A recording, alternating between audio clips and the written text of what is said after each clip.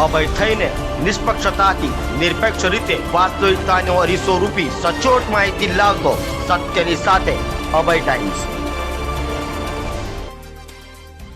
વરાછા ખાતે રહેતી અને ગુજરાતી ફિલ્મોની અભિનેત્રીને ફિલ્મોમાં કામ અપાવનાર યુવકે સસ્તામાં સોનું દુબઈથી લઈ આવવાનું કહીને 6 લાખ લીધા હતા। બાદમાં પૈસા નહીં આપી અભિનેત્રીનો ફોન પણ નહીં ઉપાડી ઠગાઈ કરી હતી।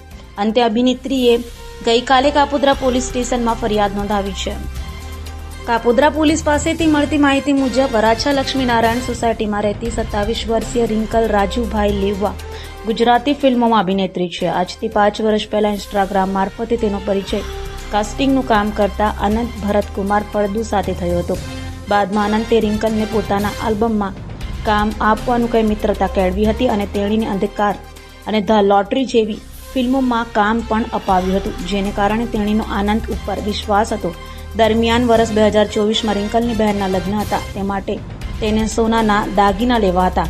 આ વાત તેને અનંતને કરી હતી। અનંતે જામનગરમાં તેમનું જ્વેલર્સનું કામ છે અને તે પોતે દુબઈથી સસ્તામાં સોનું લાવતો હોવાનું કહ્યું હતું।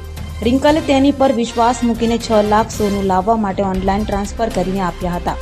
લાંબો સમય વીતી ગયા પછી અનંત ગોલ્ડ નહીં લાવતા રિંકલે પૂછવા ફોન કર્યો તો ઉપાડ્યો ન હતો। બાદમાં તેની સાથે ઠગાઈ થયાનું ખ્યાલ આવતા તેને પોલીસ ફરિયાદ નોંધાવી છે।